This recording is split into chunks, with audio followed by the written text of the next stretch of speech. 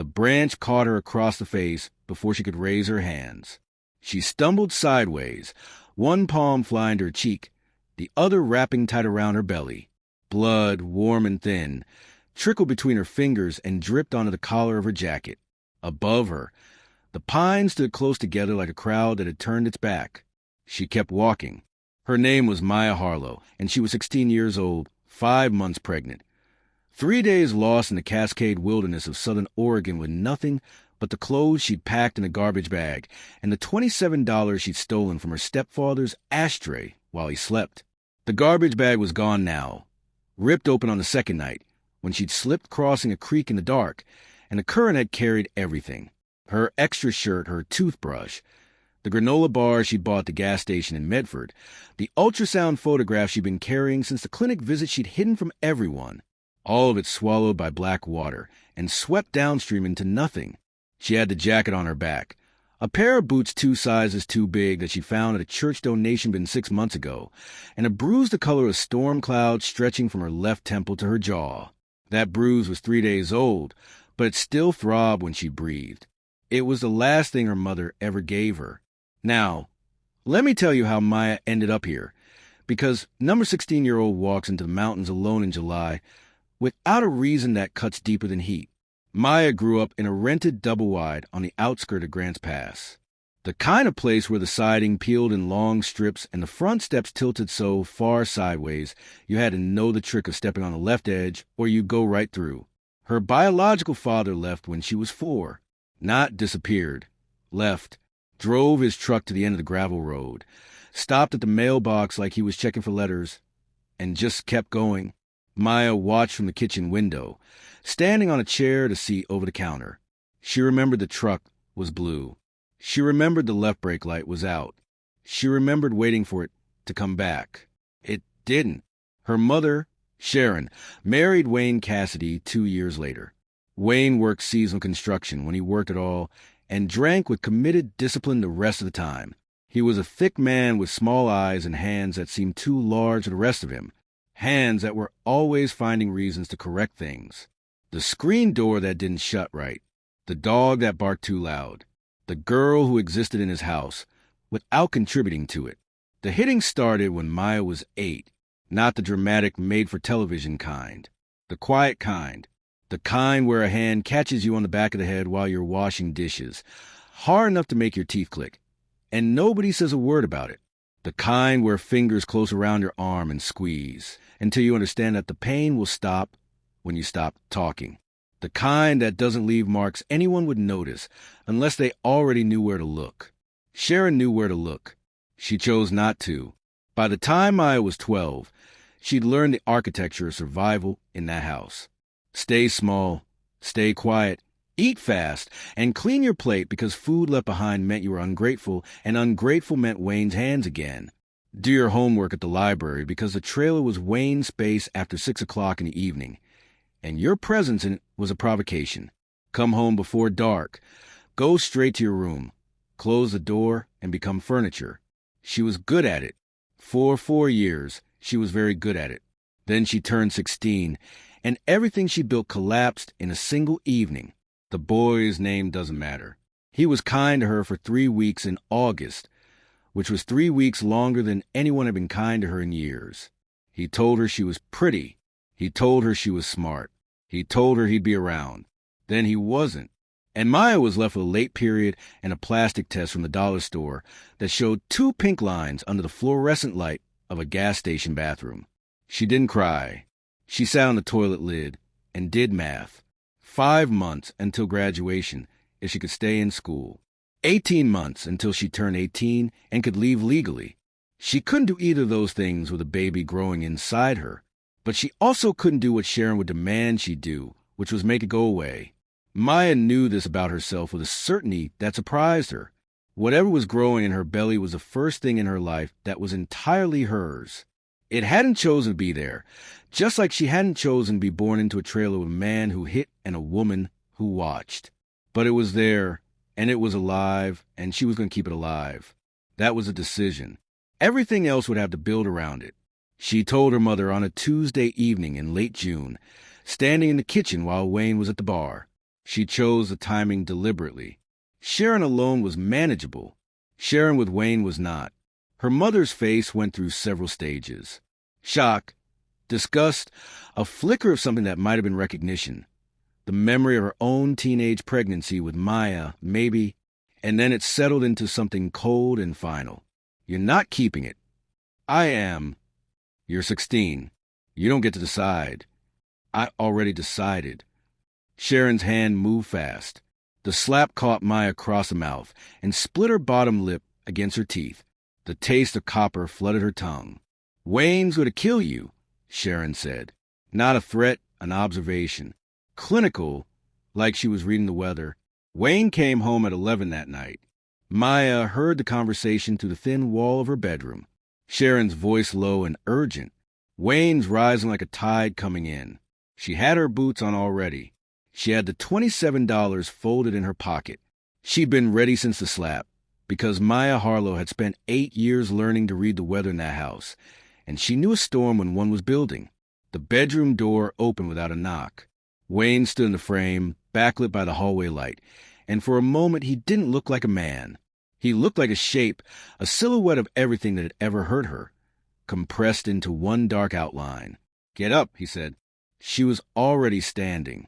What followed lasted less than 3 minutes, but time works differently when you're being hit. His fist caught her temple, not her stomach. Even Wayne had a line he told himself he wouldn't cross, though the distinction meant nothing to Maya as she hit the wall and slid sideways.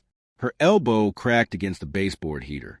She curled instinctively around her belly, and his boot caught her lower back once, twice, and then Sharon was pulling him off, not to protect Maya, but because the neighbors were home and the walls were thin. "Get out," Sharon said. She wasn't talking to Wayne. Maya didn't argue. She grabbed her jacket, the only warm thing she owned, and walked to the front door into the dark. The screen door banged shut behind her with a sound like a period at the end of a sentence. She walked 3 miles to the Greyhound station. The next bus south didn't leave until morning, and the station was locked. So she sat on the bench outside in the July heat and watched the stars and put her hands on her stomach and said the first thing she'd ever said directly to life inside her. "I'm going to figure this out. I promise." By morning, she'd made a plan. Not a good one. Not even a real one. More like a direction. South, away from Grant's Pass, into the mountains. Because mountains were free and nobody owned them. She'd heard about people living off-grid in the Cascades. People who didn't bother anyone and weren't bothered in return. That sounded like paradise to a girl whose entire life had been spent being bothered. She spent $14 on a bus ticket to a small town called Prospect at the edge of the National Forest. She spent another $8 on water and crackers at a convenience store. She walked past the last house on the last road heading east. And then she kept walking until the road became a trail, and the trail became a suggestion, and the suggestion became nothing but trees and silence. That was 3 days ago.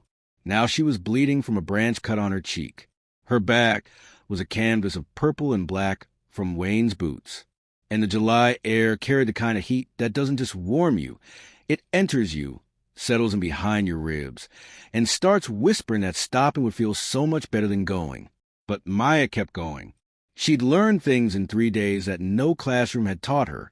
She'd learned that creeks run downhill, which meant following one uphill led to higher ground and away from a valley where people might look for her. She'd learned that moss grows thicker on the north side of trees. She'd learned that hunger has stages. First a gnawing, then a headache, then a strange lightness, almost pleasant, where your body stops asking and starts accepting. She was in the 3rd stage now. The forest had changed over the past half-mile. The trees were older here, thicker, their trunks wide enough that she couldn't have wrapped her arms around them. The undergrowth thinned as if something about this part of the woods discouraged growth at ground level. The light came through differently. Not the scattered, busy light of a young forest, but long amber columns that fell between the trunks like pillars in cathedral. Maya stopped. Something was different. She could feel it before she could name it. A shift in the air. A faint scent beneath the pine and earth that didn't belong to the wilderness. Wood smoke. Faint, almost imagined. But there. She followed the smell the way a drowning person follows the surface. The ground sloped upward for another 100 yards, then crested a ridge so gently that she was on top of it before she realized. And there below her, in a shallow valley ringed by old-growth Douglas firs, sat a cabin. Not a ruin, not an abandoned hunter's shack, with a caved-in roof and beer cans on the porch. A real cabin, built from logs so whether they'd turned the color of iron. It was larger than she'd expected. 2 stories with a stone chimney on the west side that rose above the roofline like a watchtower. The windows were dark, the kind of dark that could mean empty or could mean someone was inside, sitting still, watching. A porch wrapped around the front, its boards uneven but intact. The front door was slightly open, just a crack, and through that crack leaked a thin line of warm amber light. Smoke curled from the chimney, thin, gray, almost invisible against the blue sky. Maya stood on the ridge, shivering despite the heat, and stared at the cabin the way a person stares at a glass of water when they've been thirsty for too long, with desperate want and learned suspicion in equal measure, because Maya Harlow knew something about doors that were slightly open. She knew that what waited on the other side could save you, or it could be the next version of the thing you were running from. She'd walked through doors her whole life that promised warmth and delivered pain, but the heat was inside her now, deep, and the baby, she started thinking of it as the baby, not the pregnancy. The baby needed water, needed food, needed something more than a 16-year-old girl with empty pockets and a bruised face could provide alone in the mountains in July. She descended the ridge slowly. Every step felt louder than it should, her boots crunching on pine needles and dry leaves with sound that seemed to carry. She crossed the clearing that surrounded the cabin, maybe 40 yards of open ground where the trees pulled back as if giving the structure room to breathe. On the porch, she hesitated. Up close, the cabin had details she hadn't seen from a ridge. A wooden rack beside the door held tools.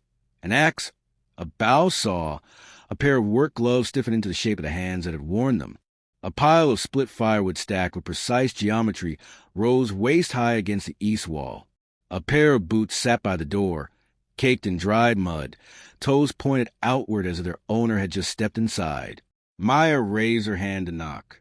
Before her knuckles touched wood, the door swung fully open. The man standing there was tall and thin in a way that suggested he'd once been broader, that the years had pared him down to essential structure. His hair was gray, not silver, the dull gray of old steel, and it hung past his ears in a way that said he cut it himself when he remembered.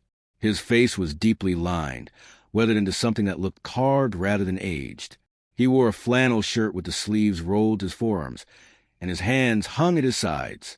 Large hands, scarred across knuckles, but still, he didn't speak. He looked at Maya the way you'd look at a deer that had wandered onto your porch.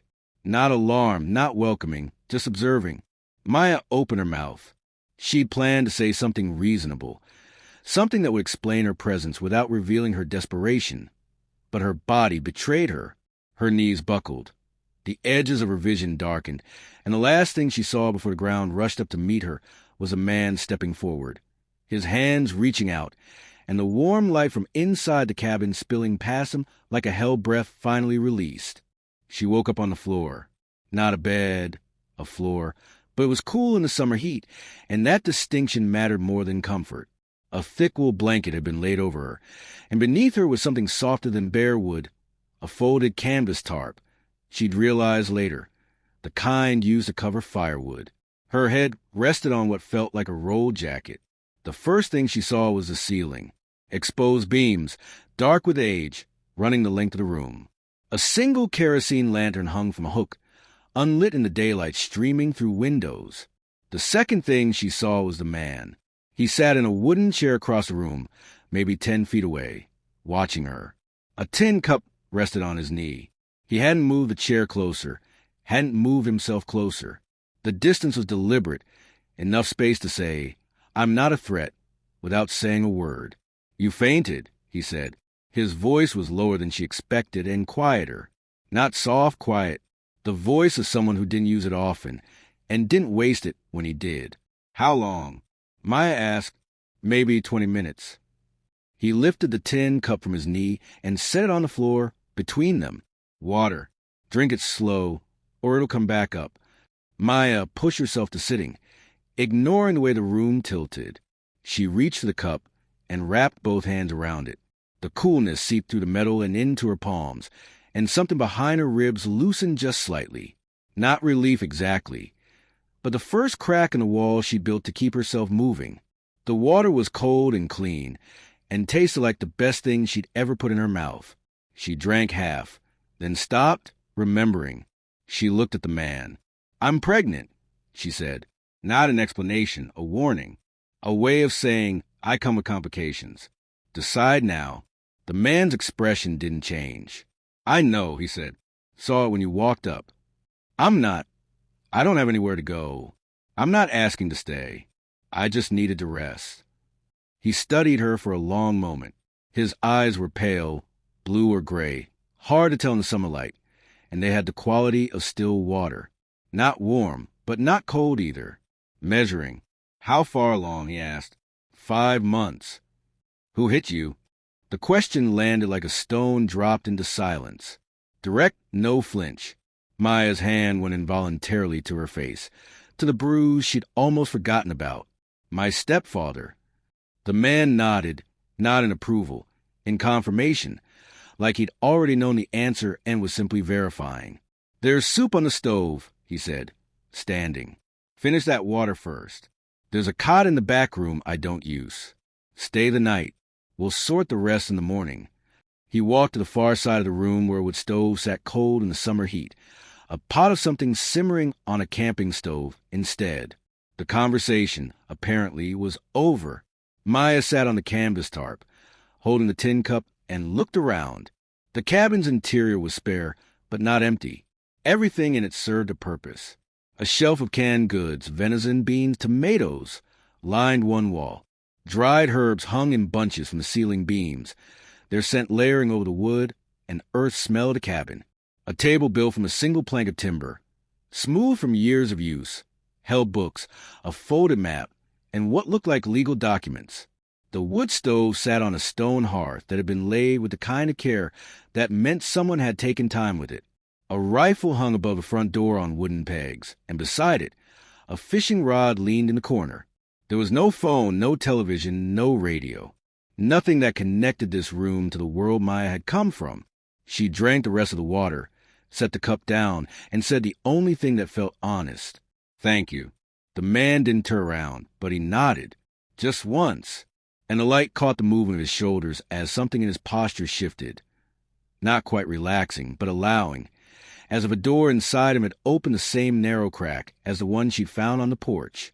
Maya pulled the blanket tighter around her shoulders and let the coolness settle in. Outside, the wind moved through the pines with a sound like breathing. Inside, the camping stove hissed softly, and the cabin held a kind of silence that wasn't empty, just patient. And for the first time in 3 days, maybe for the first time in years, Maya Harlow felt something she couldn't name. Not safe exactly. She didn't trust safety, but the absence of danger. And for now, that was enough. The man's name was Garrett. She learned this on the second morning, not because he offered it, but because she found it carved into the handle of the axe on the porch. Small letters, neat, cut deep into wood with a blade that didn't waver. Garrett, no last name. When she asked, he confirmed it with a single nod and nothing more. He didn't ask for hers in return, but she gave it anyway, standing in the doorway of the back room where she'd slept on the cot. "I'm Maya." "I heard you the first time," he said, which confused her because she hadn't told him before. Then she realized she must have said it while fading out on the porch. He'd been listening even when she thought she was gone. That was the first thing she learned about Garrett. He heard everything, even the things he didn't mean to say. The second thing she learned was that he had rules. Not house rules posted on a wall. Not the kind Wayne enforced with his hands. Garrett's rules were structural. The way load-bearing walls are structural. They held the shape of the day, and without them, the day would collapse. Rise before the sun.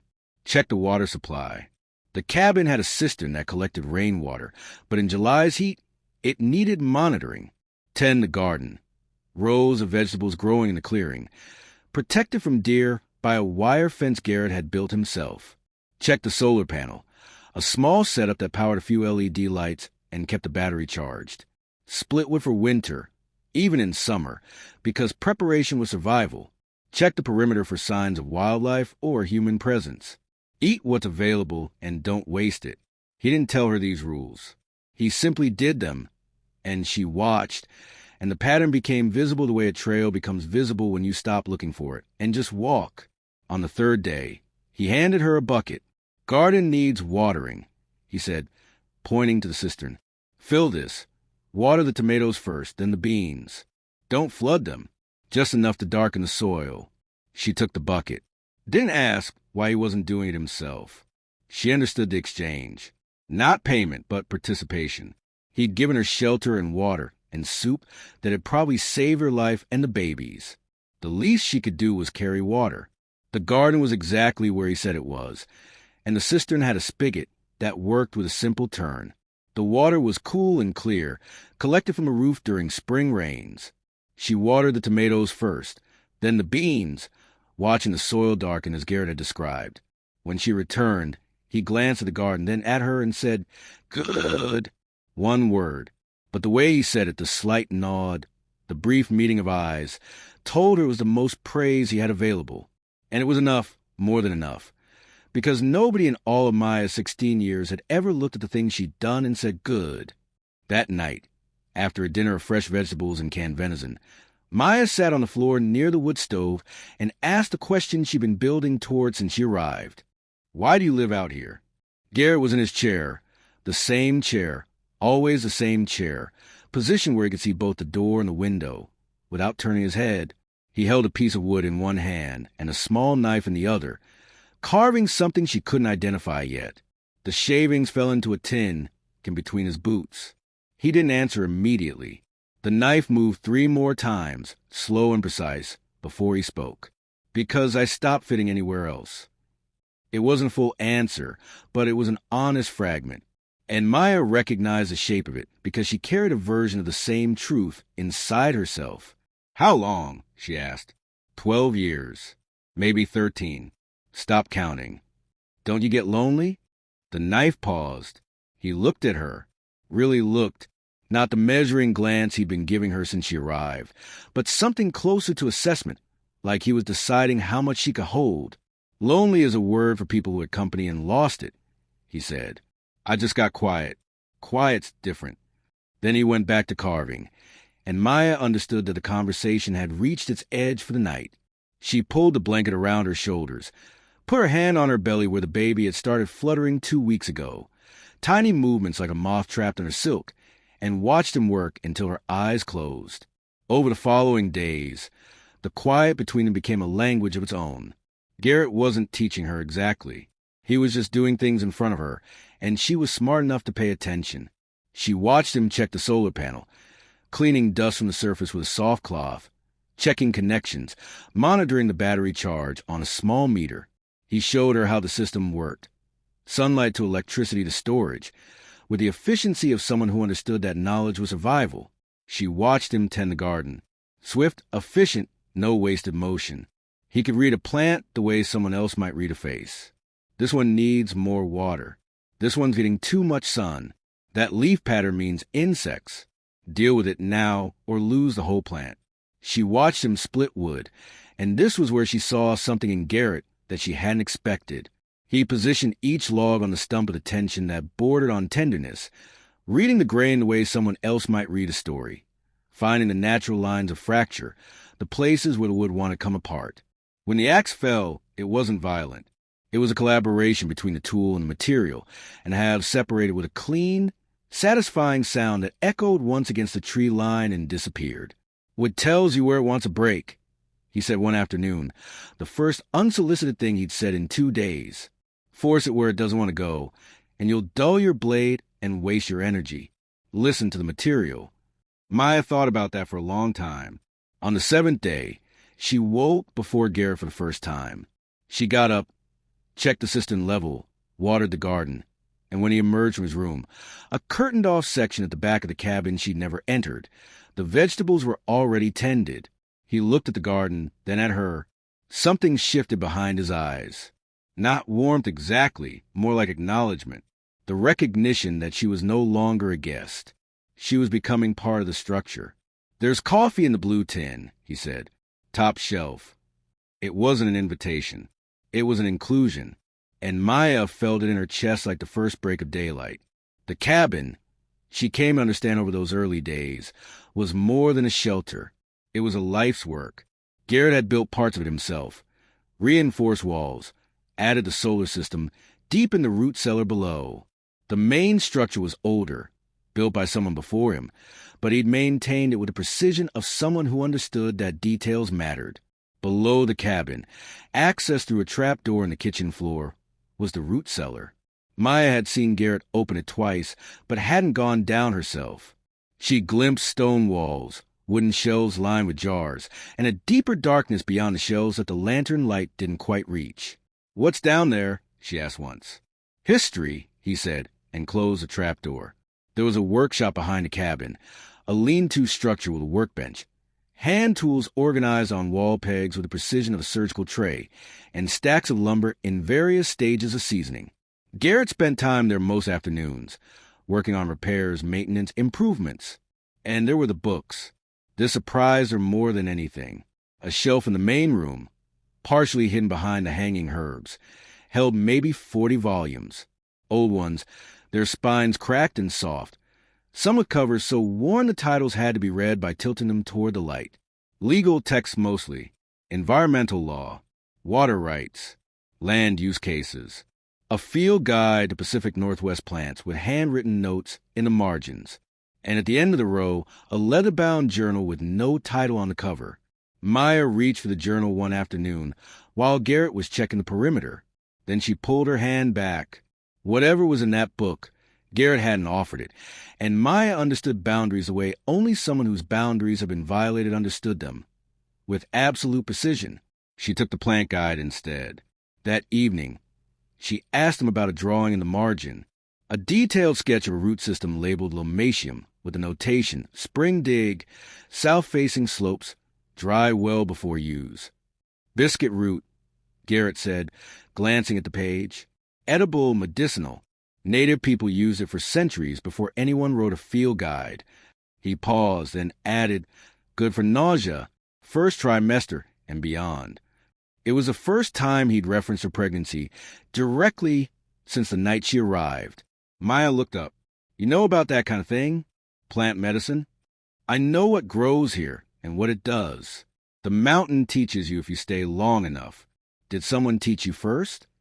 Garrett was quiet for a while, the carving knife moving in his hands. She'd learned that silence, when it came from him, wasn't avoidance. It was processing. He was deciding what to give her and what to keep. "A man taught me," he said finally, "long time ago, before this cabin, before this mountain. He knew things about living off the land that most people have forgotten. Knew things about people, too." The knife stopped. "He's why I'm here." "Where is he now?" "Gone." The word carried weight that went beyond death. It meant finished, closed. Not a topic for further discussion. But Maya was beginning to understand something about Garrett. The things he didn't say had shapes, like the negative space in his with carvings. And the shape of what he wasn't saying about this man. About why he was here, about the life he'd had before 12 years of solitude. That shape was large. Larger than the cabin. Larger maybe than anything Maya had room to imagine yet. As July deepened into August, two things changed. The first was the weather. The heat that had been intense became dangerous. Temperatures climbed into the high 90s, turning the forest into a tinderbox. Garrett checked the perimeter twice daily now, looking for smoke, sniffing the air, reading the wind direction. Wildfire season, he explained, driest summer in 15 years. Lightning strike anywhere within 20 miles, and we could have problems. He showed her the evacuation plan. A backpack always packed, sitting by the door. Water, first aid, the leather journal, cash, documents sealed in waterproof bags. A route northeast, away from the prevailing winds, toward a creek bed that would provide fire break and water. "If I say go, we go," he said. "No discussion, no packing. We take the bag and we move." Maya nodded, one hand on her belly where the baby was growing stronger, more insistent. The second thing that changed was Garrett himself. He'd started coughing. Small, dry coughs at first that he'd wave away, then deeper ones that bent him forward and left him gripping the edge of the table. Maya noticed blood on a handkerchief one morning. Just a spot, but there. "You're sick," she said. "I'm old," he corrected. "There's a difference. You're coughing blood." "I'm aware. You need to see a doctor." "No." The word was quiet but final. "I've been on this mountain for 12 years because the world down there has nothing I want and people I can't afford to be found by. That hasn't changed." He looked at her, and for the first time, she saw something behind his eyes that looked like fear. Not of death, but exposure. "But Maya," he said her name, and it stilled her. Not because it was sharp, but because it was the first time he'd used it with any weight. "I didn't tell you so you'd fix it. I told you because the things a man before me left here, the things under this cabin, they need a keeper. And you're the only person who's walked through that door in 12 years. Maya stared at him. "I don't understand. You don't know me. I'm 16. I'm pregnant. I have nothing. You showed up at my door half dead, and the first thing you did when you woke up was warn me you were pregnant. Not ask for help. Warn me. Like you were giving me permission to turn you away before you got comfortable." He paused. "That tells me everything I need to know about who you are." He stood slowly, and she noticed for the first time the care with which he moved, the slight hitch in his breathing, the way he braced one hand on the table as he rose. "Read the journal," he said, "and tomorrow I'll show you the cellar. The real one." He disappeared behind his curtain, and Maya was left alone with the fire, unlit in August heat, and the leather-bound journal, and the sound of wind in the pines, and the feeling of the world shifting beneath her feet, like the mountain itself had taken a breath. She put her hand on the journal's cover. The leather was soft, almost warm, worn smooth by the hands of a man whose name she didn't know yet, who had built a cabin in a place that didn't exist on any map and filled it with secrets that an old man was now passing to a girl with nothing, because she was the only one who showed up. The baby kicked. Twice, like knocking. "I know," Maya whispered.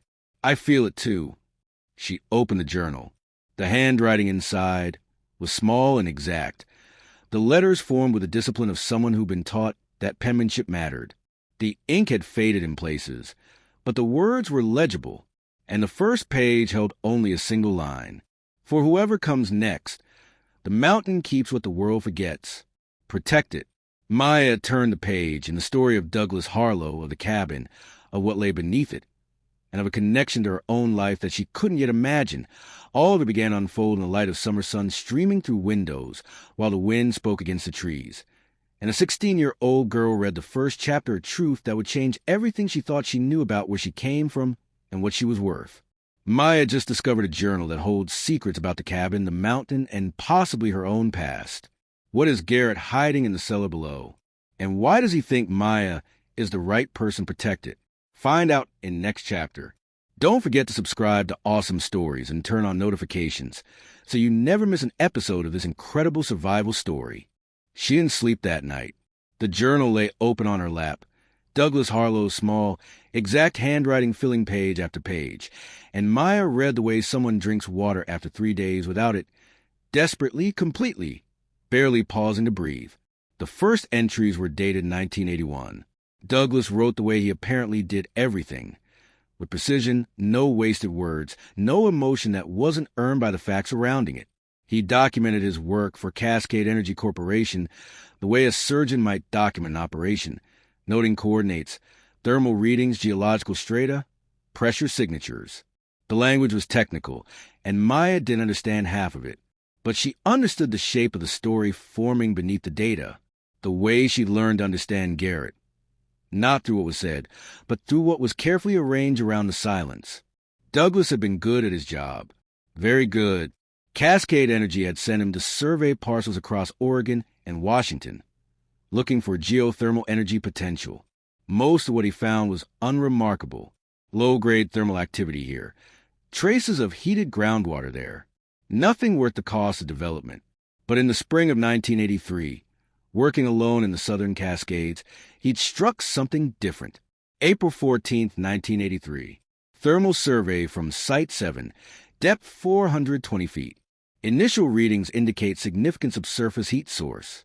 Water temperature at 315 degrees Fahrenheit. Pressure consistent with deep magmatic activity.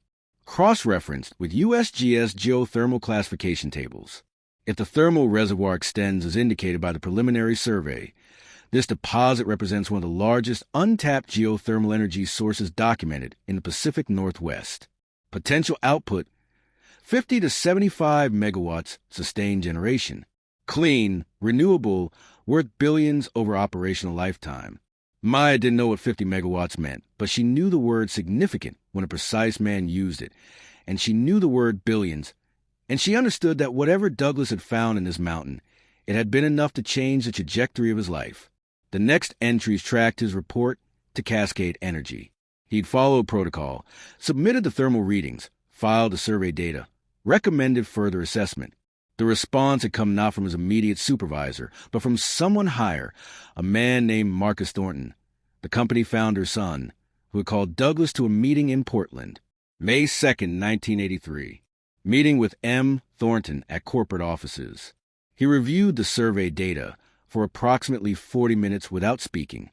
Then he asked me a single question. Who else has seen this? I told him no one. He nodded and said the company would handle it internally.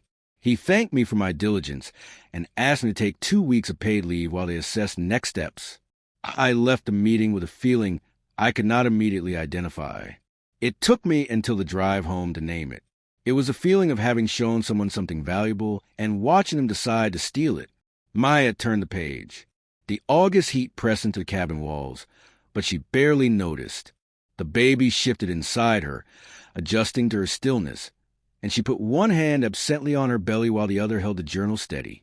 Douglas's suspicion proved correct. 2 weeks became 4. His calls to the office went unreturned.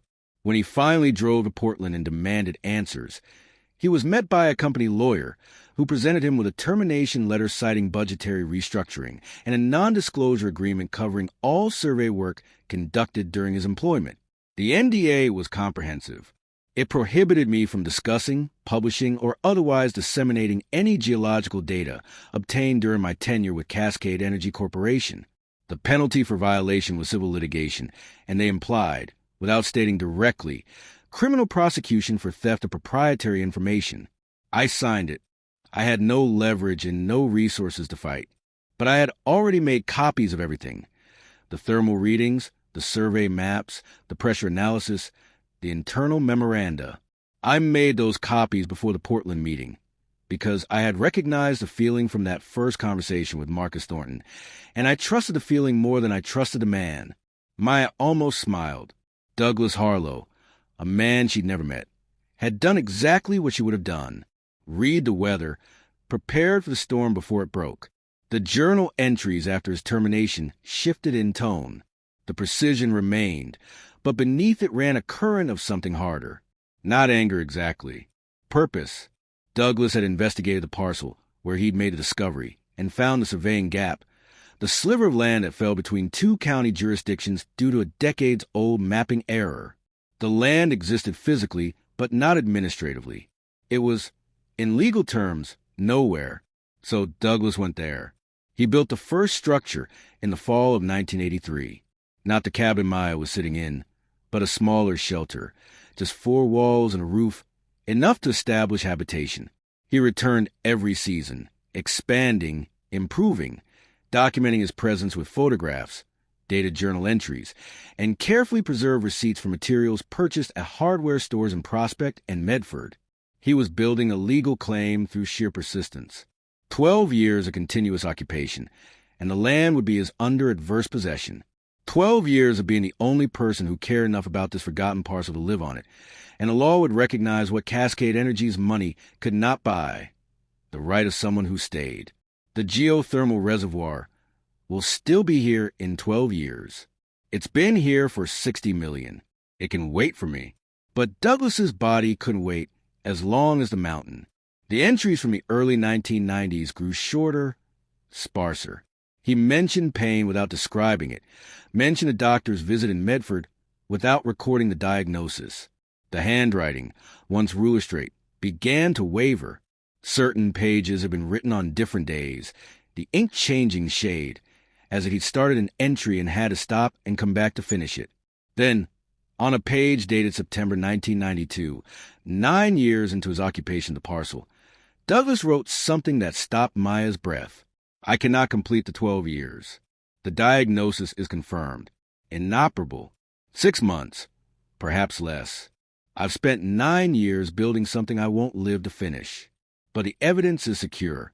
The vault is sealed. The surveys, the thermal analyses, the correspondence, the financial records, everything Cascade Energy tried to bury is preserved beneath this cabin in conditions that will protect it for decades. And the cash. Not a fortune, but enough to hire someone who can make this right when the time comes. I need someone to continue. Someone who can live here for 3 more years. Someone the world won't look for, because Cascade Energy is looking. They've sent people twice already. Both times the mountain kept its secrets. But secrets need keepers. Maya turned the page. The next entry was the last in Douglas's hand. I found him, a man named Garrett Wade, former environmental lawyer, who walked away from a career in Portland, running from something, I think, the way most people who end up here are running. But he's steady, he's capable, he listens to the land, and he has nowhere else to go, which means he has every reason to stay. I've shown him the cabin, shown him the cellar, told him what's below and why it matters. He didn't ask for payment, didn't ask for promises. He just nodded and said, I'll take care of it. I believe him. The rest is in God's hands. Or the mountains, which may be the same thing. The final entry was a single line, undated, written in letters that shook but did not break. For whoever comes next, the mountain keeps what the world forgets. Protect it. Maya closed the journal.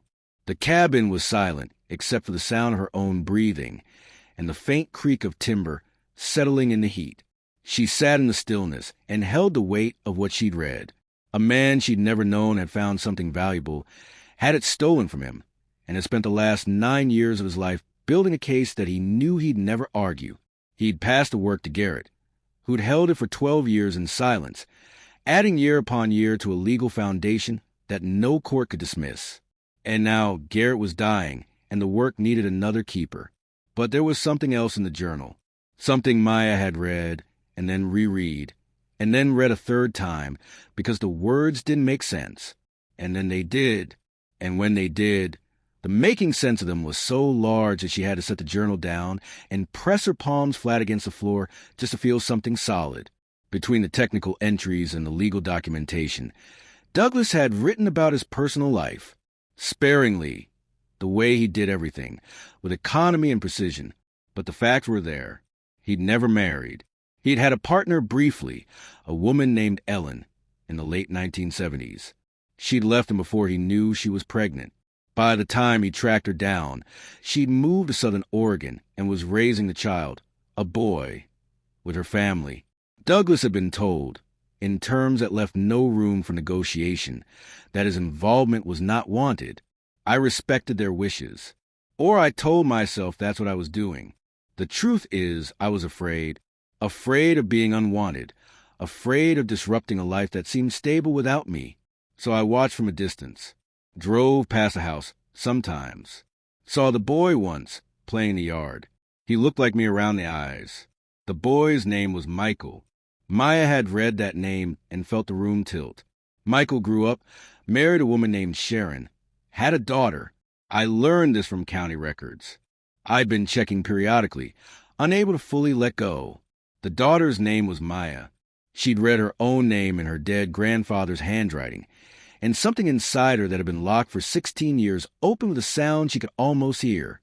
Michael left when the girl was small. I don't know why. Tried to find him again. Couldn't. The trail went cold in Nevada. Maybe he's alive. Maybe he isn't. But the girl, Maya, she's in the system now. Sharon remarried. The record suggests it's not a good situation. I can't help her directly. I'm dying, and any contact would create a paper trail that Cascade Energy could follow. But I can leave this. All of it. The land, the evidence, the vault. If she finds her way here, she'll have everything I couldn't give her in life. The mountain keeps what the world forgets. Maya had closed the journal after reading those words and sat motionless for a very long time. Her grandfather, Douglas Harlow, was her grandfather, and her father, Michael, the man in the blue truck, the man who drove to the mailbox and kept going, the man whose absence had been a defining fact of her life, was Douglas's lost son, a man raised without knowing where he came from, a man who left his own daughter the same way he'd been left, not out of cruelty, but out of a fracture he didn't understand because nobody had ever told him it was there. The inheritance wasn't just a vault. It was the knowledge of where she came from, the proof that she hadn't been born from nothing, that somewhere in the tangled, broken chain of fathers and daughters, and leaving and staying, there had been love, imperfect, distant, expressed through geological surveys and hand-built cabins instead of bedtime stories and birthday cards. But love, the kind that builds something it knows it won't live to see completed. When Garrett emerged from behind his curtain that morning, moving slowly, one hand pressed against his ribs where the coughing hurt most, he found Maya sitting at the table with the journal closed in front of her and her eyes red but dry. "You read it," he said. "All of it." He lowered himself into his chair, the effort visible in a way it hadn't been a week ago. "And Douglas Harlow was my grandfather." Garrett was quiet for a moment, not surprised. The quiet of someone who had suspected and was now confirmed. "He hoped you'd come," Garrett said finally. "Didn't think it would happen, but he hoped. Did you know? When I showed up at your door, did you know who I was?" "No, not at first. You told me your name was Maya, and something about it sat funny in my memory. Took me 2 days to find it in the journal. Went back and reread those last pages, and there you were." He paused, then continued with directness that was more honest than anything he'd said since she arrived. 16 years old, pregnant, running from someone who hurt her, showed up at the cabin of a man who was keeping it for someone exactly like her. He shook his head slowly. "I don't believe in coincidence. Never have. But I don't know what else to call it." "Douglas would have called it the mountain," Maya said. Garrett almost smiled. "Yeah, he would have." He stood, bracing himself on the table, and nodded toward the kitchen floor. "Time to show you the rest." The trap door opened onto a root cellar she'd glimpsed before. Stone walls, shelves of canned goods, the smell of damp earth and cool air. Garrett descended first, holding a battery-powered lantern, and Maya followed carefully, her belly making the narrow ladder awkward. At the bottom, the cellar looked exactly as she'd expected. 8 by 10, packed earth floor, jars lining the shelves. But Garrett didn't stop. He moved to the far wall, set the lantern on a shelf, and pressed his hand flat against a section of stone that looked identical to every other section. Something clicked. A mechanism hidden in the wall, mechanical, not electronic, designed to work without power in a place that had none. A section of stone wall swung inward, revealing a passage barely wide enough for one person, cut into the bedrock of the mountain itself. Douglas was a hydrologist and an engineer, Garrett said. He didn't just think about what to hide. He thought about how to hide it so it would last. The passage extended maybe 15 feet, sloping slightly downward. The walls were rough-hewn but stable. At the end was a door, not a cabin door, a vault door. Steel set into a concrete frame with a combination lock that Garrett worked with fingers that knew the sequence by heart. The door opened. Inside was a room the size of a large closet, carved from solid rock. The air was cool and dry, perfectly still, sealed from the moisture and temperature swings that destroyed paper and corroded metal over decades. Shelves lined 3 walls, and on those shelves, arranged with the meticulous organization of a man who believed evidence was everything, were the contents of Douglas Harlow's life's work. Thermal surveys bound in protective plastic, labeled by date and location. Pressure readings and temperature analysis from 3 independent laboratories. Internal memoranda from Cascade Energy Corporation, some bearing Marcus Thornton's signature, documenting the company's knowledge of the geothermal reservoir and their deliberate decision to suppress the findings. Legal analyses of adverse possession statutes. Correspondence with the county assessor's office showing Cascade Energy's fraudulent claim that the parcel had no energy potential. Environmental impact studies that Douglas had commissioned privately. proving the geothermal site could provide clean energy for decades without ecological damage. And on the bottom shelf, in a fireproof lockbox, cash. Maya counted it later. Just over $43,000 in bundled bills. Old but intact, preserved by the vault's climate-controlled conditions. 43,000, Maya whispered, staring at the lockbox. Douglas sold everything he had in the years before he died, Garrett said. House in Medford, equipment, savings. Converted it all to cash and sealed it down here. Said paper money doesn't leave electronic trails. This is enough to hire a lawyer. That's what it's for. The surveys alone, Garrett continued, if presented in court with the Cascade Energy correspondence, would prove fraud on a scale that could cost them hundreds of millions. The geothermal reservoir at current energy market value, I can't even estimate. Douglas couldn't either, and he was the expert. Maya looked around the vault. She looked at the evidence of a man she'd never met, who had spent his dying years building a weapon against the people who'd stolen from him. Not a weapon of anger, a weapon of precision. Every document dated, every claim supported, every piece of evidence preserved with the care of someone who knew that the truth, properly documented, was more powerful than any lie, no matter how expensive the liar. He built all of this, she said, knowing he'd never use it himself.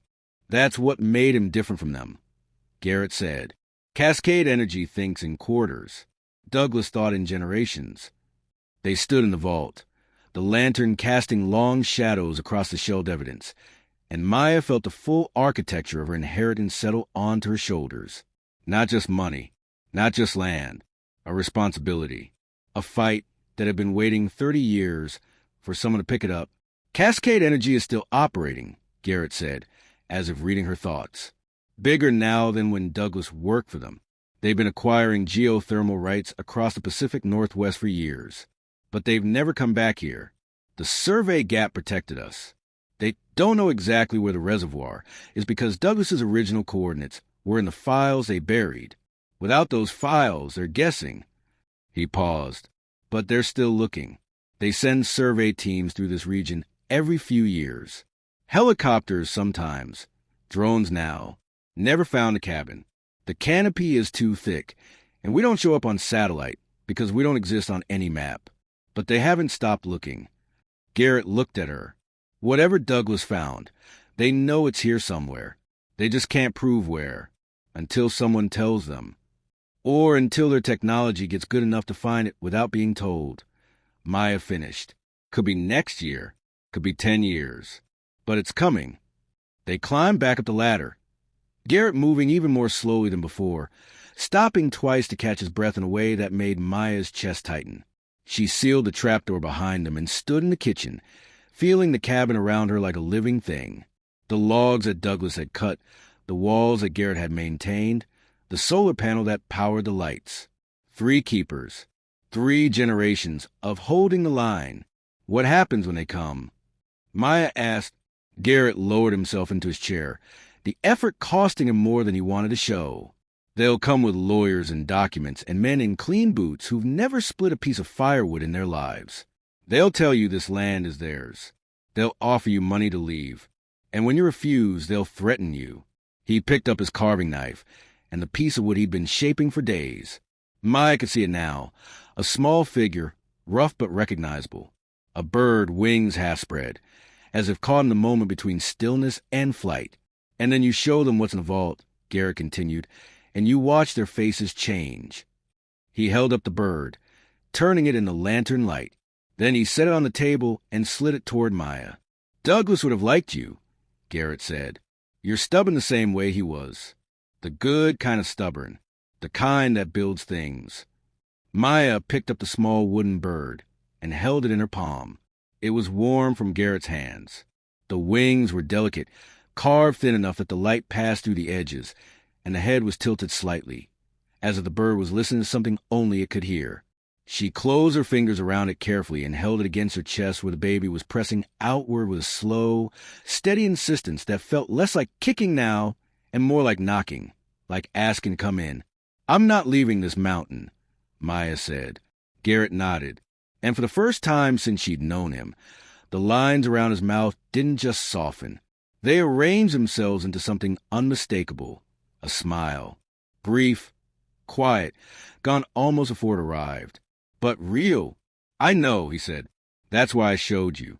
Outside, the wind picked up, moving through the old-growth pines with a sound like a long, slow exhalation.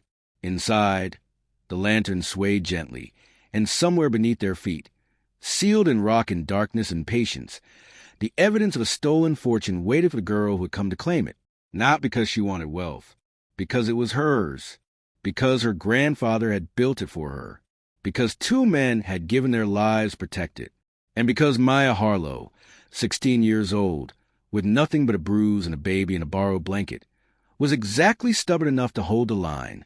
Garrett died on a Thursday in late November. Maya knew this because she started keeping track of days in the margin of Douglas's journal. Small tally marks in pencil, one for each sunrise since she'd arrived. She was on day 147. 4 months and 27 days since she collapsed on the porch of a cabin that didn't exist on any map in front of a man who didn't want company in a place the world had forgotten.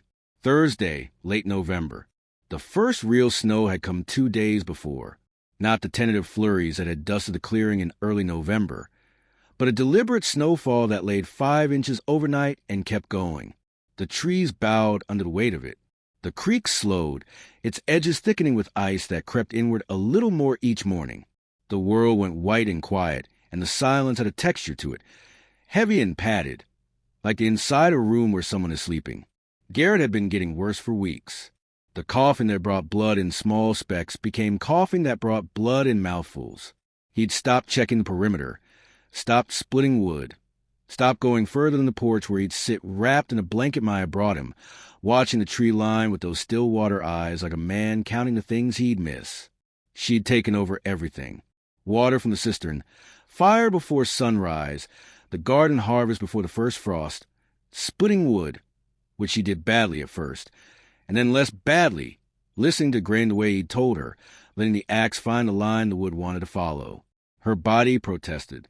7 months pregnant now, her center of gravity shifting daily, her lower back aching in ways that woke her at night. But she did it, every morning, every task. Not because anyone demanded it, because the structure required maintenance. And she was the structure now.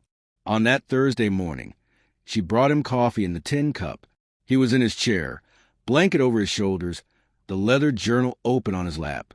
He'd been rereading Douglas's entry for days, going back to the words like a man revisiting rooms in a house he was about to leave. "Snow's getting heavy," she said, setting the cup beside him. He didn't take it. His hand rested on the journal, fingers spread across the open page. His eyes were pointed at the window, but they weren't tracking the snowfall. They weren't tracking anything. Maya knew before she touched him. She knew the way you know a fire has gone out before you see the cold hearth, not from evidence, but from absence, something that had been present in the room. Some low vibration she hadn't been conscious of until it stopped, was gone. She touched his hand anyway. Cool. Not cold yet, but cooling, the warmth leaving him gradually from the edges inward, the way daylight leaves a valley at the end of the day. "Garrett," she said. Nothing. She stood in the cabin she'd come to know more intimately than any room she'd ever occupied. Every beam, every knot in the wood, every draft that crept under the door when the wind came from the northeast, and she felt the ground give way beneath her for the second time in her life. The first time she'd been 4, watching a blue truck disappear. This time nobody left. Garrett was still here, still in his chair, still holding the journal. But the person who had inhabited this body, who had carved wood and tended the garden and read the grain of timber and handed her a tin cup of water on the night her life split in two, that person was gone. The chair held a shape. The shape didn't hold anything anymore. She didn't cry right away. She sat on the floor beside his chair, the way she'd sat so many evenings while he carved and she read, and she put her hand on his knee and she breathed. The baby turned inside her, a slow roll, and the wood stove radiated steady heat, and outside the snow fell with the patience of something that had nowhere else to be. After a long time, she cried. Not the way she cried as a child, stifled into a pillow so Wayne wouldn't hear, bitten back until the sound was more like choking than grief. She cried the way the creek ran after a heavy rain. Fully, loudly, her voice filling the cabin, bouncing off the beams and the stone hearth and the jars of dried herbs. And nobody told her to stop. Nobody's hand appeared. Nobody's voice rose to meet hers with a threat. She cried until she was empty. Then she wiped her face with her sleeve and stood up and did what Garrett would have done. She fed the fire first. Then she checked the water. Then she walked to the garden, what remained of it under snow, because routines didn't stop for grief. She buried him that afternoon in the spot he'd shown her weeks earlier during one of their walks, a flat clearing east of the cabin, sheltered by old cedars, where the soil was deep and the morning sun came through in long amber shafts. "If something happens," he'd said, offhand, like pointing out a fern species, "that's where I'd want to be, south-facing. Morning light's better than afternoon." She thought he was being morbid. She understood now he'd been practical. One less decision for her to make when the time came. The ground wasn't frozen yet under the tree cover, but it was hard, and digging at 7 months pregnant was the most physically punishing thing she'd ever done. Worse than the 3 days in the wilderness. Worse than Wayne's boots against her back. Because those things had happened to her, and this was something she was choosing to do. And the choosing made the pain sharper, more specific. Entirely hers. It took 4 hours. She rested between sections, leaning on the shovel, breath coming in white clouds, her back screaming, the baby pressing against her lungs. But she dug it deep, deep enough to be right. She wrapped him in the wool blanket from his bed. It smelled like with smoke and cedar and something underneath that was just Garrett, pine pitch and cool water, and the particular scent of someone who had lived simply for a very long time. She lowered him in, climbing down into the grave to arrange the blanket properly, to fold his hands, to make sure the carving knife was tucked beside him, because a man should be buried with a tool that defined his best hours. She filled the grave. She placed creek stones on top. Flat ones she carried 2 at a time from the water's edge. At the head, she built a cairn, 7 stones, each chosen for how it fit against the one below it, stacked the way he taught her to read wood, finding the natural line where things wanted to rest. She placed a small carved bird on top. "Thank you," she said, "for the water, for the fire, for not asking me to be anything except what I already was." The wind moved through the cedars and carried her words into the trees, and Maya walked back to the cabin alone. She was 16 years old, 7 months pregnant, living in a cabin that existed on no map in the middle of a wilderness, entering the hardest stretch of winter. The only person who knew she was alive was now under a stack of creek stones. She should have been terrified. Instead, she stoked the fire, heated soup, and sat down with Douglas's journal, because terror was a luxury she couldn't afford, and the next thing was always the next thing. And the next thing right now was surviving until February, when the baby would come and the snow would begin to melt, and whatever fight was waiting down the mountain would still be there. December nearly killed her. Not dramatically, not all at once. December tried to kill her the way cold kills everything. Slowly, patiently, through accumulation. The snow deepened until it reached the porch railing. The creek froze solid in the shallows, forcing her to break ice with a rock each morning to reach running water. The firewood she'd split lasted, but barely. Some mornings she woke to a cabin so cold that frost had formed on the inside of the windows, delicate patterns that would have been beautiful if they hadn't meant the fire had died while she slept. She learned to bank the coals the way Garrett had, burying the hottest embers under ash so they'd hold through the night. She learned to insulate the windows with strips of cloth torn from a canvas tarp. She learned that hunger in deep winter is different from hunger in autumn, not a gnawing, but a hollowing, a slow evacuation of energy that makes your thoughts thick and your movements careful. The baby grew regardless. It grew with the blind determination of something that didn't know the circumstances of its arrival and wouldn't have cared if it did. Maya felt it pressing outward, filling spaces she didn't know she had, rearranging her organs to make room for its own agenda. She talked to it sometimes, the way she talked to Garrett, not expecting a response, just keeping language alive in the silence. "Your great-grandfather built this place," she'd say, stirring soup over the stove. "He was a hydrologist. He found something valuable, and people tried to steal it. So he hid it in a mountain and waited for someone stubborn enough to come get it. Turns out that's us. The baby would kick in response. Maya chose to interpret this as agreement. She read the plant guide cover to cover twice. She memorized which dried herbs in the ceiling bunches were for nausea, which for pain, which for infection. She found Garrett's small medicine cache in a drawer she hadn't opened before. A bottle of iodine, a roll of clean bandage, a tin of salve that smelled like pine tar and beeswax. She inventoried every jar in the root cellar and calculated how many days each would last. The math wasn't encouraging. She had enough food to reach mid-February if she was careful. The baby was due in early February if her count was right, which meant she'd be giving birth alone in a cabin without electricity or running water, with no medical training, and no one to help if something went wrong. She sat with that fact the way she sat with all unbearable facts, directly, without flinching, until it became simply another condition of her existence. Like the cold, like the silence, like the bruise that had finally faded from her face, leaving behind skin that was her own color again, unmarked, belonging to no one's anger but the memory of it. On Christmas Day, she knew the date only from her tally marks. She allowed herself one luxury. She opened a jar of preserved peaches from the root cellar, the last jar, and ate them slowly by the fire, letting the sweetness sit on her tongue.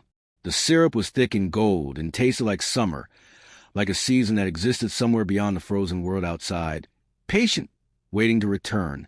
She saved the last peach half, set it on the windowsill, and watched the firelight glow through it like stained glass. "Merry Christmas," she said no one. To everyone. To Douglas and Garrett and the baby and her father Michael, wherever he was, and Grandma Ellen, who she'd never known, and even to Sharon, because it was Christmas and Maya had decided, sitting alone in a cabin on a mountain, that she was done carrying other people's cruelty inside her body. She could set it down. Not forgive it, not forget it. Just set it down the way you set down a heavy stone you've been carrying so long you forgot your hands were full. She set it down. January was the coldest month. The temperature dropped to readings she had no thermometer to measure, but could feel in the way the cabin walls contracted at night, creaking like a ship in rough water. The trees outside popped and cracked as sap froze in their veins. Maya kept the fire burning around the clock, sleeping in 2-hour shifts, waking to add wood, checking the coals, a rhythm as constant as a heartbeat. The baby dropped in the 3rd week of January. She felt it, a shift in pressure, a heaviness that moved lower. The kicks that had been under her ribs, now landing closer to her pelvis. She'd read about this in a medical reference book she'd found wedged between 2 legal texts on Garrett's shelf. The body preparing, getting ready for the work ahead. She prepared too. She boiled water and stored it in clean jars. She tore the cleanest fabric she could find into strips for bandages. She reread the chapter on birth 3 times, memorizing the stages, the signs of complication, the simple interventions available without technology. She laid out Garrett's medicine cache beside the cot, where she planned to deliver, and she talked to the baby. "Here's the plan," she said one evening, lying on her side by the fire. "You come out, you breathe. I cut the cord. We figure out everything else after. Sound good?" A kick, hard enough to make her wince. I'll take that as a yes. The baby came on February 2nd. It started before dawn, a tightening across her belly that woke her from a shallow sleep. Not pain yet, pressure, like the mountain itself was leaning on her. She lay still and counted the time between contractions by watching the fire's shadows move across the ceiling. Irregular at first, then closer, then closer. By mid-morning, the pain had become something she couldn't think around. It occupied her completely. Each contraction a wave that built from her lower back and crested through her entire body, leaving her breathless and shaking the troughs between. She moved to the cot. She had water within reach, strips of clean fabric, the iodine, the knife she'd sterilized in the fire. She had the medical book open to the page on pain management, willow bark tea for mild discomfort, and she almost laughed because there was nothing mild about this. This was her body opening itself in the most fundamental way a body can open, and no amount of bark tea was going to change the mathematics of what was happening. She gripped the frame of the cot and bore down when her body told her to bear down, and she breathed when her body let her breathe, and she made sounds she'd never made before, low, animal sounds, the kind that come from a place beneath language, beneath thought, from the part of a person that is simply and entirely alive. It took 9 hours. At some point, she stopped being aware of the cabin, the fire, the cold, the mountain. She existed only in the rhythm of the contractions and the rest between them, in the expanding pressure and the overwhelming need to push. Her world shrank to the size of her own body and the body inside it. 2 lives negotiating the border between one existence and 2. And then, in the last light of a winter afternoon, with the fire burning low in the shadows long across the floor, the baby came. She caught it herself. Slippery, impossibly warm, smaller than she'd imagined, and louder than she'd expected. The cry filled the cabin the way her own cry of grief had filled it the day Garrett died. Completely, reaching every corner, bouncing off the beams and the stone hearth and the shelf of books and the jars of herbs. A girl. Maya cut the cord with a sterilized knife, tied it with a strip of clean fabric, and held her daughter against her chest. The baby's skin was flushed and wrinkled, her fists clenched, her mouth open in continued protest against the cold, bright world she'd been pushed into. "I know," Maya murmured. "I know it's a lot, but you're here. You're here now." She cleaned the baby as gently as she could with warm water from the jars she prepared. She wrapped her in the softest thing she had, the flannel shirt Garrett had given her, the one she'd worn every day for months, the one that still smelled faintly with smoke and cedar, and the quiet man who had handed it to her, without explanation. The baby stopped crying. She lay against Maya's chest, her small body rising and falling with each breath, her eyes barely open, seeing nothing and everything. Maya leaned back against the wall and held her daughter, and outside the snow fell, and the fire crackled, and the cabin that Douglas had started and Garrett had finished and Maya now kept stood solid around them like a pair of cupped hands. She named the baby Lily, not after anyone specific, after the thing itself, after something that grows where it's planted, that opens in its own time, that has thorns because the world requires them in beauty, because the world deserves it. Lily nursed within the first hour, latching with instinct that amazed Maya. The baby knew what to do. The mother's body knew what to provide. Between them, they figured it out, awkwardly, imperfectly, with a lot of adjusting and repositioning and quiet frustration. But they figured it out. Over the next 3 weeks, Maya learned that caring for a newborn in a mountain cabin without electricity, running water, or another human being was both simpler and harder than she'd imagined. Simpler because the baby needed only 3 things: warmth, food, and closeness. Harder because providing those 3 things while also maintaining the fire, hauling water through deep snow, and keeping herself fed required a level of constant, grinding effort that left her so exhausted she sometimes fell asleep standing up. But Lily was healthy. She gained weight. Her cry grew stronger. Her eyes, which had been the unfocused dark blue of all newborns, began to clarify into something lighter gray, maybe like Garrett's or the pale blue that Douglas's might have been. Maya talked to her constantly. Not baby talk, real talk.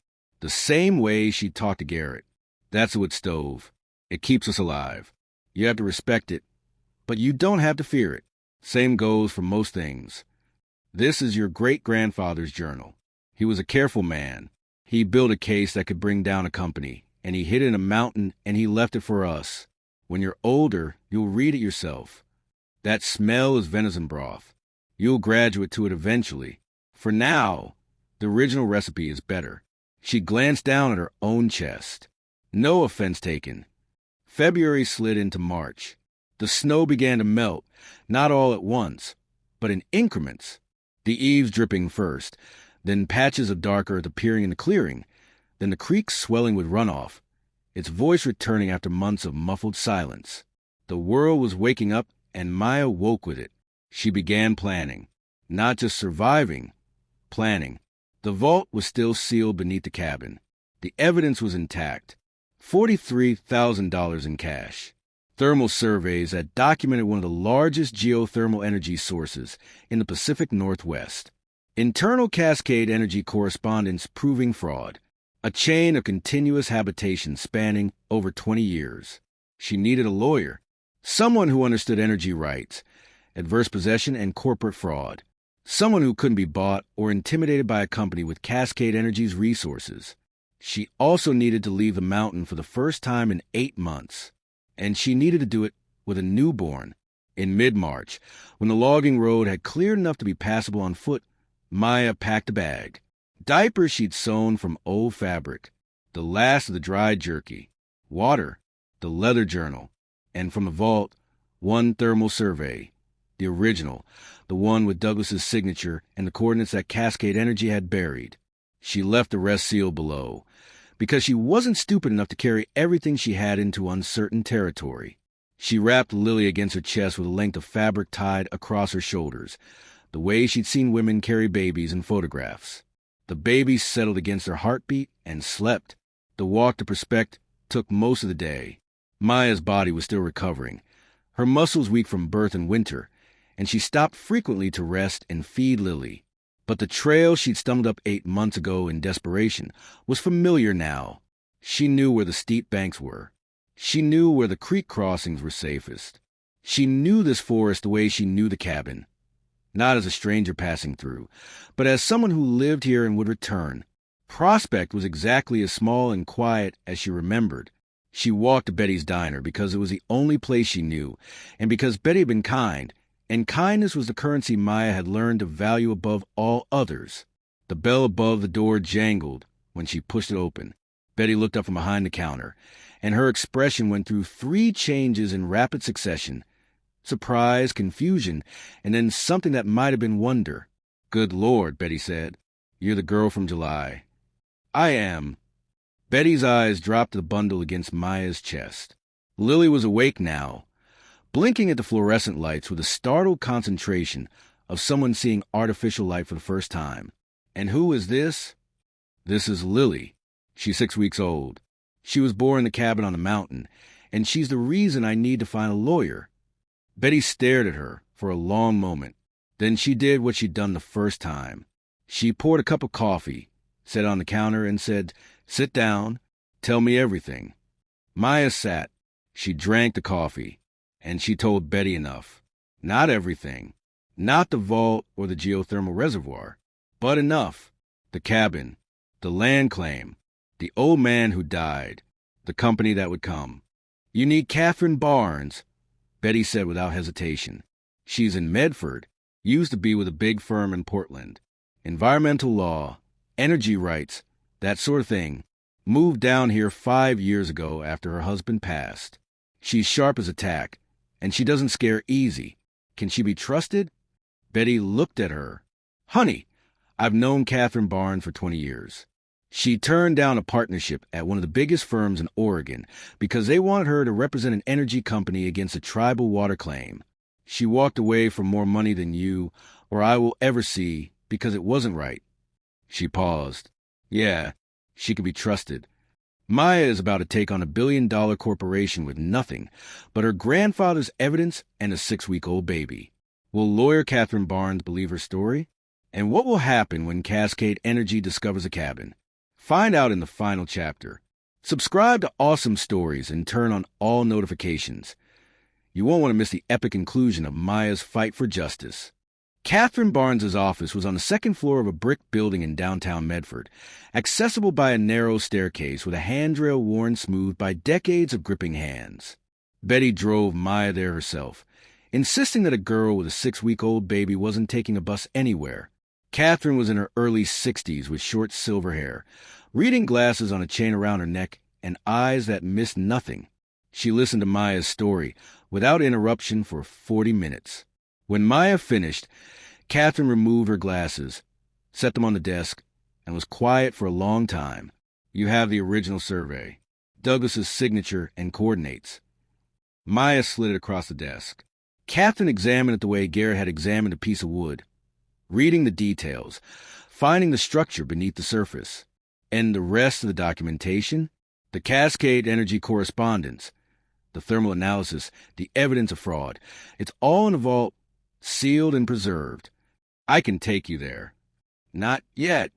Catherine set the survey down carefully. If what you described is accurate, we're looking at an adverse possession claim with over 20 years of continuous habitation, backed by evidence of corporate fraud involving suppression of geothermal data worth potentially billions. She paused. Cascade Energy's legal team will fight this with everything they have.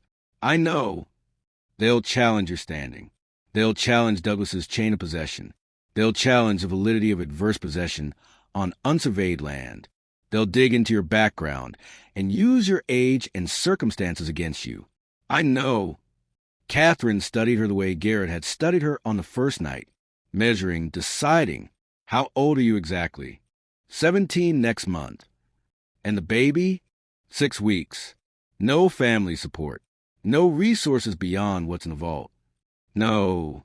And you walked down a mountain with a newborn to find me? I did. Catherine put her glasses back on, took a legal pad from her desk drawer, picked up a pen. Tell me again, she said, from the beginning, and this time, don't leave anything out. The legal process moved with a speed that surprised Maya and apparently surprised Catherine as well. The adverse possession claim was filed in county court within 2 weeks. Catherine, after visiting the vault and spending 3 hours photographing every document with meticulous care, described the evidence as the most comprehensive case of documented corporate fraud I've seen in 35 years of practice. The Cascade Energy correspondence alone was devastating. Internal memos showed that Marcus Thornton had personally ordered the suppression of Douglas's survey data. Subsequent communications revealed that the company had filed fraudulent claims with the county assessor's office, deliberately misrepresenting the parcel as having no geothermal potential to prevent competing claims.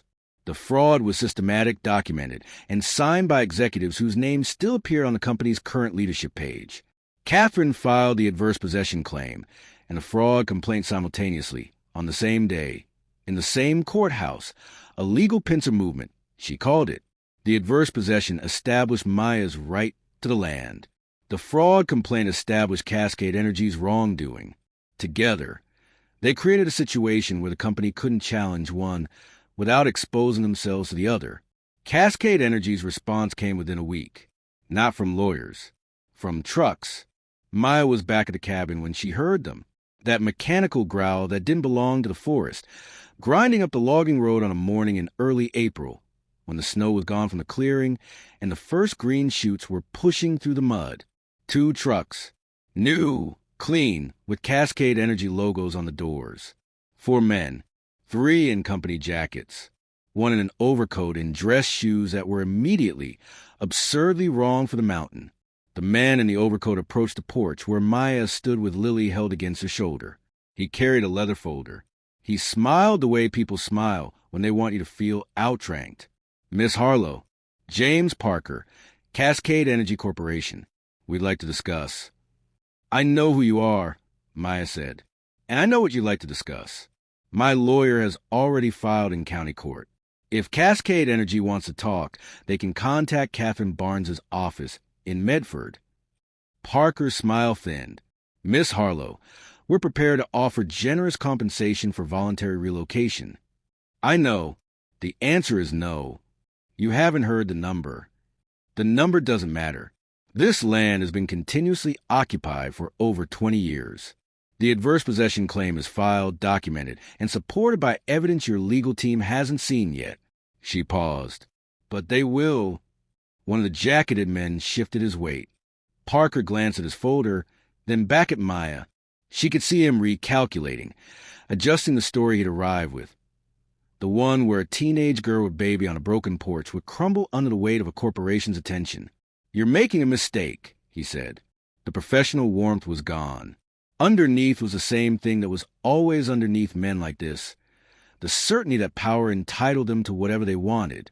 Maybe, Maya said, but it's my mistake to make. On my land. Lily chose that moment to cry. Not a distressed cry. A hungry cry. Insistent and loud, filling the clearing with a sound that had no regard for corporate leverage or real estate law. Maya looked at Parker. We're done. She turned and walked inside, closed the door, latched it, sat in Garrett's chair, and nursed her daughter while the sound of truck engines faded down the mountain and the forest swallowed the silence back. The court proceedings took 11 months. Catherine Barnes was relentless. She deposed former Cascade Energy employees, subpoenaed internal documents, and presented Douglas's evidence with the precision of someone who understood that 30 years of patience deserved 30 years of thoroughness. Cascade Energy fought. They challenged the adverse possession timeline. They questioned Maya's standing as Douglas's heir. They hired experts who disputed the thermal surveys.